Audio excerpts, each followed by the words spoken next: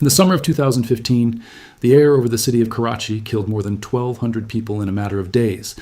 The temperature hit about 45 degrees Celsius, the power grid failed, the water pumps failed with it, and the largest morgue ran out of room for the dead. And what struck that city was not a storm or a flood. It was the air itself crossing a limit the human body cannot survive. In the next few minutes, you will learn where that limit sits, why it is lower than scientists once believed, and why much of the world is moving toward it. In the summer of 2015, the city of Karachi, Pakistan, stopped being livable, not metaphorically. For several days in June, the air over this coastal megacity of more than 20 million people reached a combination of heat and humidity that the human body cannot survive, and the systems people relied on to escape it failed one after another. The temperature climbed to about 45 degrees Celsius, roughly 113 degrees Fahrenheit, and the heavy moisture coming off the Arabian Sea sat on top of it. The electricity grid, overwhelmed by demand, went down in rolling blackouts. When the power failed, the pumps that moved drinking water across the city failed with it. And because it was the holy month of Ramadan, many residents were fasting through the daylight hours, going without the water that might have kept them alive a little longer. What followed was not a slow emergency. Hospitals were buried. At one facility, Jinnah Hospital, staff treated somewhere between 7,000 and 8,000 people in just 4 days, most of them collapsing from heat stroke. The city's largest morgue, run by the Adai Foundation, ran out of freezer space after roughly 650 bodies arrived in a short span, and ambulances were left to set the dead outside in the same heat that had killed them. By the time it broke, the death toll across Karachi and the surrounding province had passed 1,000, with at least roughly 1,200 deaths commonly counted, and some estimates reaching toward 2,000. Karachi was not struck by an earthquake or a flood or storm you could photograph. It was killed by the air itself. And the most important thing to understand is that this was not a freak event with no meaning beyond that week. It was a preview, and the science behind it explains exactly why. There is a level of heat at which a healthy human being sitting still in full shade, drinking all the water they want, will die anyway. This is not a matter of toughness or preparation. It is a hard physical limit, as real as the boiling point of water, and for most of human history, almost nobody reached it, which is why almost nobody has heard of it. The people who study extreme heat describe this kind of event in unusually blunt terms. Past a certain threshold, they will tell you, it does not matter how much shade you find. It does not matter how strong the breeze is. It does not matter how much water you drink. None of the things you would instinctively do to cool down will work, because the machinery your body uses to cool itself has stopped functioning. You can do everything right and still overheat from the inside until your organs fail. What makes this so dangerous is that it hides inside something ordinary. A heat that crosses the human limit does not look like a disaster. It looks like a miserable, sticky afternoon that refuses to end, and then, quietly, in homes and apartments and care facilities, people who cannot cool down begin to die. There is no dramatic image for the evening news, which is part of why the threat is so badly underestimated. To understand where that limit comes from and why Karachi crossed it, you have to start with something most people never think about. The remarkable system that keeps a human body alive in the heat in the first place. Because once you understand how that system works, you understand precisely how it fails. Your body is generating heat at this very moment, and it cannot stop. Every cell is burning fuel, and that process throws off warmth as a byproduct. At rest, you produce roughly the heat of an old 100-watt light bulb, moving around far more. Your core, where your organs live, has to stay close to 37 degrees Celsius, which is 98.6 degrees Fahrenheit. Push it up only a few degrees and you are in danger. On a cool day, shedding that heat is easy, because the air around you is colder than you are and warmth flows out of your skin on its own. But on a hot day, when the air is warmer than your body, that path closes. Heat stops flowing out, and if the air is hot enough, it starts flowing in. At that point, the body reaches for its one emergency system, the trick that lets a human survive in a place hotter than the human body itself. You sweat. Sweating is one of the most effective cooling systems in the animal kingdom, and it works through a simple piece of physics. When water evaporates, when it turns from liquid into vapor, it absorbs a large amount of energy. As sweat evaporates off your skin, the energy required to lift those water molecules into the air is pulled directly out of your body, carrying your heat away with it. A well-adapted person can pour out 1 to 2 liters of sweat in an hour, and as long as that sweat can evaporate, they can shed an enormous amount of heat. And that phrase, as long as that sweat can evaporate, is the whole story. Because the entire system depends on one condition we take completely for granted, and when that condition disappears, the most powerful cooling system in your body simply shuts off. Evaporation is not guaranteed. It is a negotiation between your wet skin and the air around it, and the air gets a say. Dry air is thirsty. It pulls moisture off your skin quickly. The evaporation is fast, and the cooling is powerful. But air can only hold so much water vapor before it is full. Once the air is already saturated, it has no room left to accept your sweat. The sweat still pours out, but it does not evaporate. It just runs off your skin and drips away, soaking your clothes and draining your body of water and salt while doing nothing at all to cool you. This is the difference between dry heat and humid heat, and it is the difference between a heat that is merely punishing and a heat that is lethal. It is also why the thermometer can lie to you. A dry desert afternoon at 105 degrees can be survivable because your sweat evaporates the instant it appears. A humid afternoon at 90 degrees with the air thick and wet can be far more dangerous because your body's radiator is choked. The number on the sign outside the bank is not what matters. What matters is the heat and the humidity together. For most of human history, the truly deadly combination, very high heat married to very high humidity, was rare. It needed a specific recipe, a warm ocean or a flooded landscape to load the air with moisture, plus enough heat to push that wet air to the edge of what a body can tolerate. A handful of places could brew it occasionally for an hour or two on the worst days. Karachi, sitting on a warm sea, is one of those places. So scientists needed a way to measure exactly how close any given day comes to that edge. And the tool they use is strange, simple, and more than a century old. To measure how close the air is to the limit of human survival, scientists use something called the wet bulb temperature, and the name comes from how it is measured. You take an ordinary thermometer, and you wrap the bulb at the bottom in a wet cloth, a sock kept constantly damp, and you expose it to moving air. Water evaporates off the wet cloth, cooling it, exactly the way sweat evaporating off your skin cools you. So the wet bulb thermometer reads lower than a normal thermometer beside it. How much lower depends entirely on the humidity. In dry air, the cloth loses water fast, the cooling is strong, and the wet bulb reading sits far below the air temperature. In humid air, evaporation is weak, and the wet bulb reading climbs close to the air temperature. And in fully saturated air, where no evaporation can happen at all, the wet bulb temperature and the air temperature become the same number. That wet sock is a model of you. It is a stand-in for sweating human skin, which is why the wet bulb temperature is, in effect, a direct readout of whether a body can cool itself in that exact air. A low wet bulb temperature means your sweat can evaporate and you can survive. A high wet bulb temperature means your cooling system is failing. And when the wet bulb temperature rises to match your own body temperature, evaporation can no longer move any heat out of you, and your core begins to climb with no way to stop it. For decades, scientists believed they knew exactly where that fatal line sat. They had a number, clean and widely cited. But when they finally tested it on real human beings, instead of calculating it on paper, the number turned out to be wrong, and wrong in the most dangerous possible direction. The long-accepted survival ceiling was a wet bulb temperature of 35 degrees Celsius. The logic was sound on its face. Your skin, when you are sweating hard, sits at about 35 degrees. If the wet bulb temperature of the air also reaches 35, there is no longer any gap for heat to cross, and a person could not cool themselves even at complete rest. This figure came from foundational work published in 2010 by the researchers Stephen Sherwood and Matthew Huber, who also pointed out something that sounded reassuring. Nowhere on Earth does the wet bulb temperature today exceed about 31 degrees Celsius. There was, supposedly, a comfortable buffer, but 35 degrees was a theoretical number. Nobody had actually placed human beings in carefully controlled heat and humidity and watched for the precise moment their bodies failed. So a team at Pennsylvania State University did exactly that.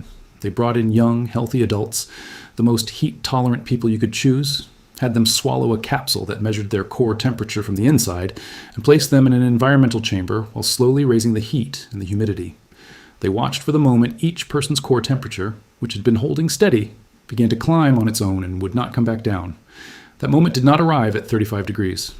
In humid conditions, the real limit averaged closer to 31 degrees Celsius, several degrees lower than the textbook number, and it fell lower still in hot, dry conditions. The buffer everyone thought existed was an illusion created by using the wrong figure. The most extreme humid heat the planet can already produce is brushing right up against the survival limit for healthy adults. And for the people who are not young and healthy, the line sits lower still. Because the limit depends on the body as much as the air, scientists describe it not as a single number, but as a range, running from roughly 19 degrees Celsius wet bulb up to about 32.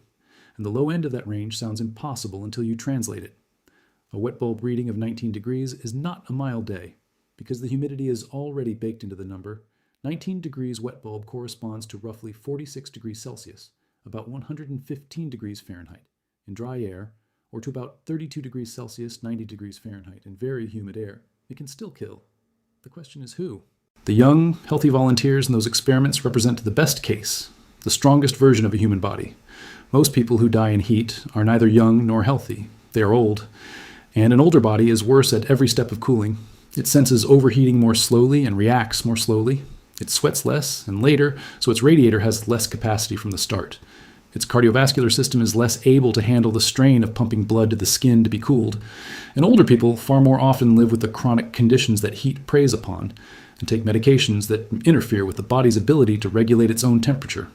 Stack all of that together, and the limit of survival for a vulnerable older person falls toward the bottom of that range, far below where a young athlete would fail.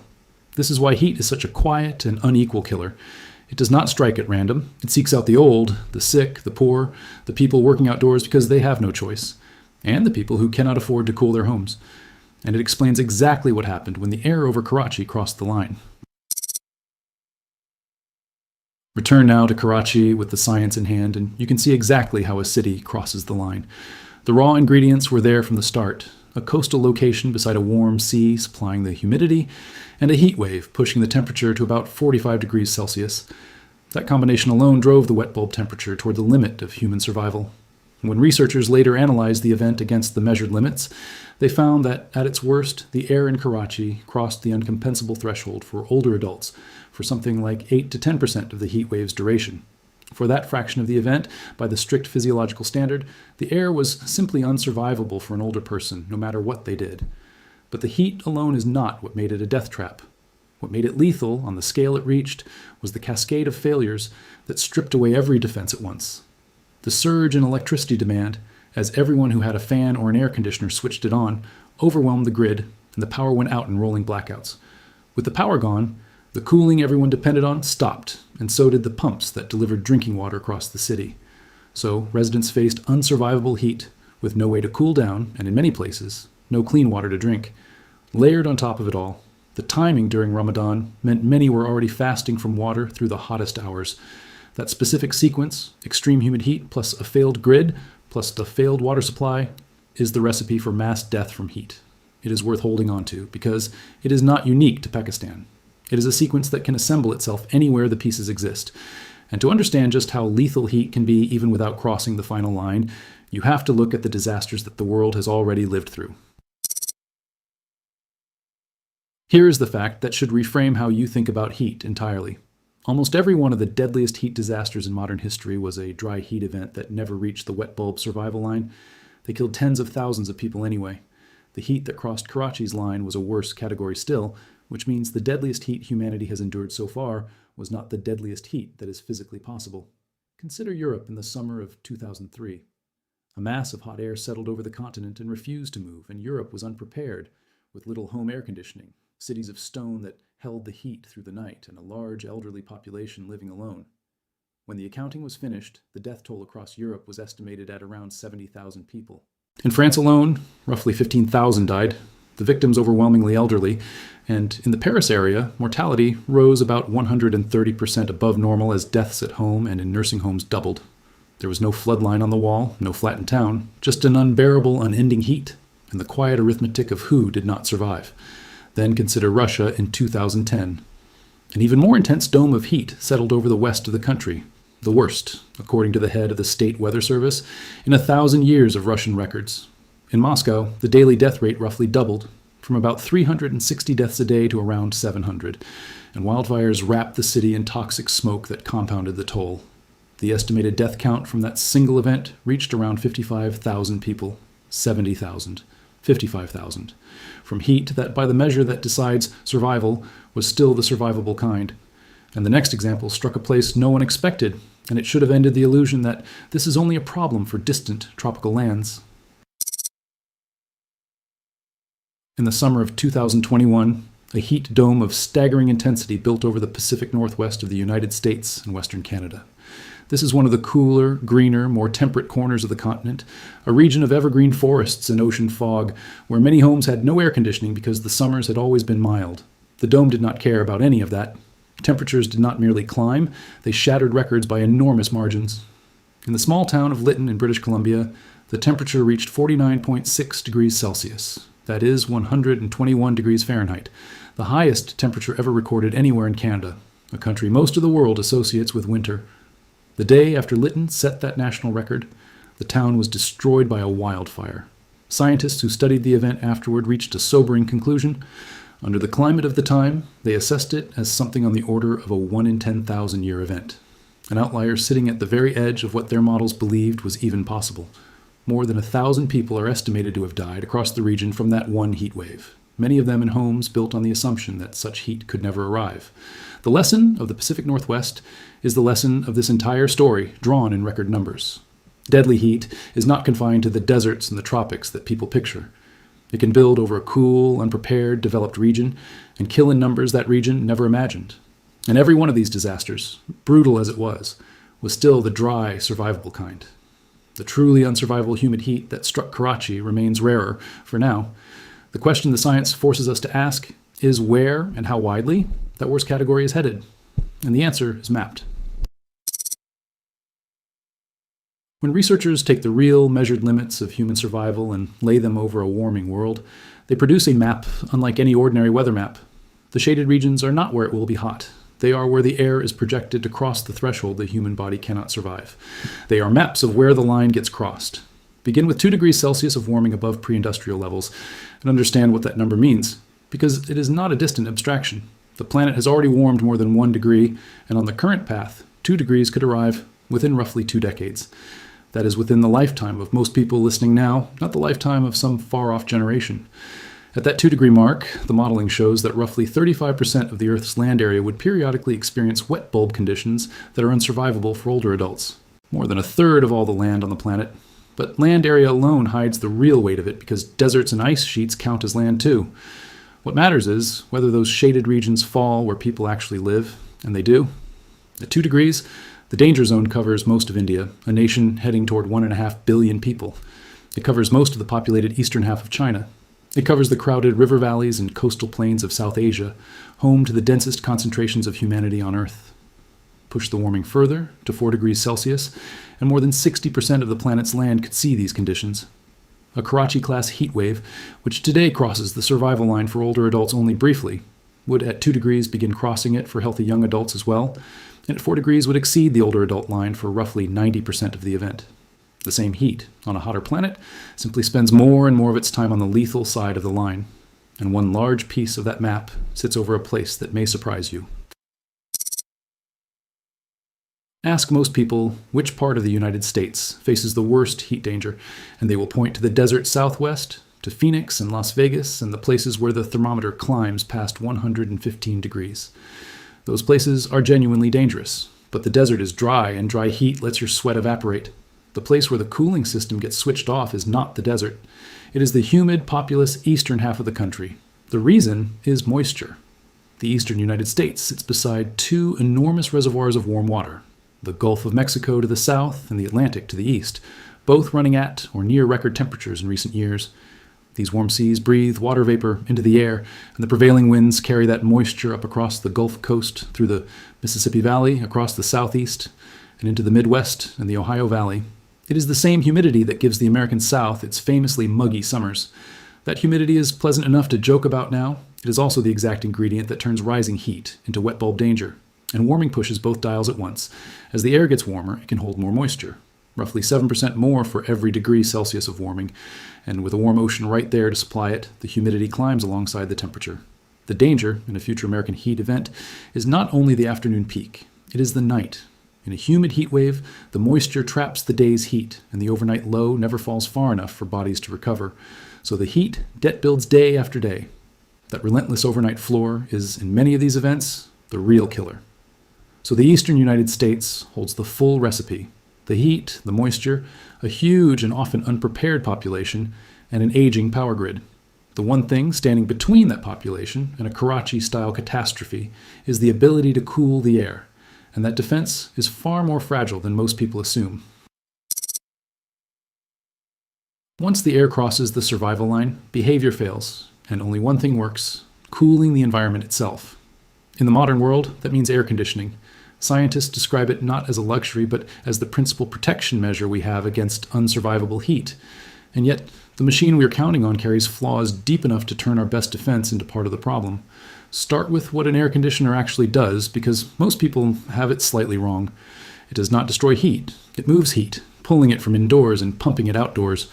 Multiply that across a city where millions of units run at once on a brutal afternoon, and the act of cooling our buildings measurably warms the outdoor air of the city, intensifying the urban heat island and raising the danger for everyone who cannot get inside.